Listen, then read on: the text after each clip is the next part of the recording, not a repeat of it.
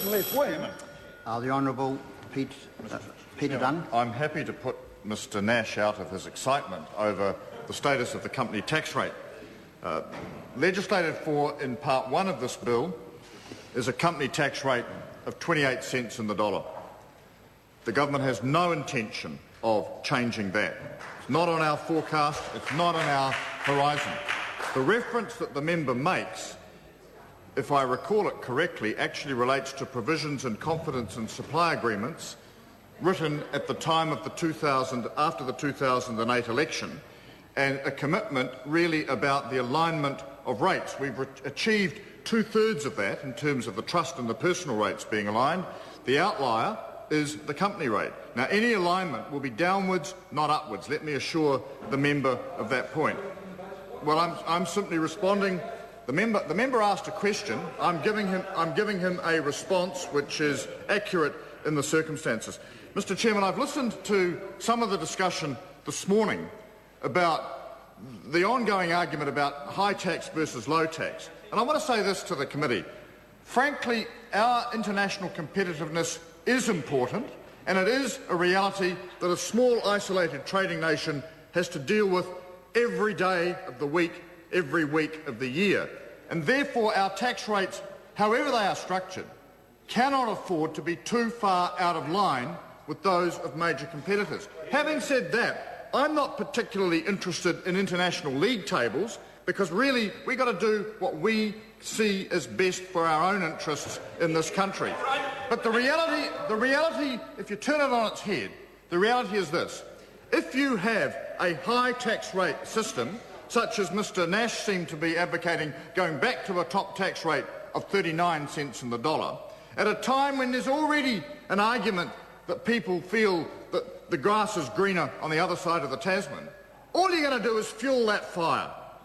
And the argument then about who's the last person to turn out the light becomes that much stronger. I want to just make the point that Mr Foss made and reiterate it because it's the key here.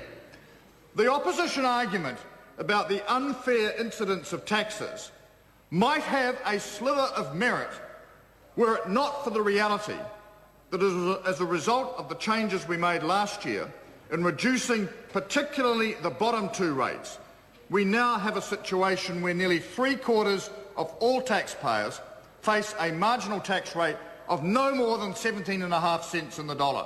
That is something we should be lauding, and extremely loudly, because we are well placed in terms of any comparable society, notwithstanding my earlier comments, in terms of the low incidence of personal tax on the bulk of our population.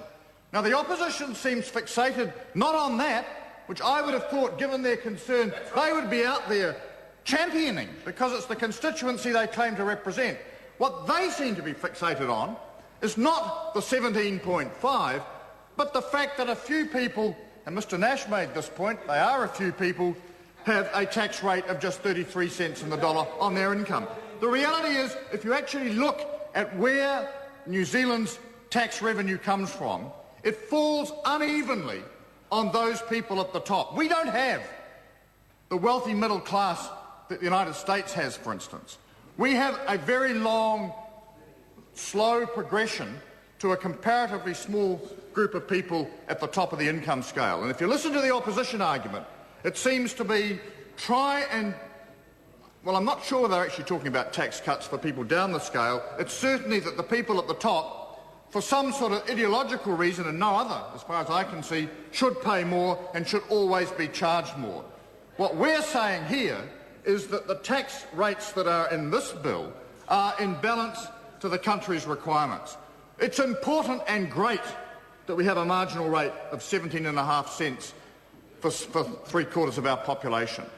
The fact that we have not gone into, and I think Mr Woodhouse used the comment, Uber taxes for those at the top end of the scale, demonstrates, I think, a fundamental sense of equity, actually, because if you go down the path that the opposition is talking about, what you're really saying is earn to a certain point and we'll keep a relatively low tax structure in place, earn beyond that and we penalise you.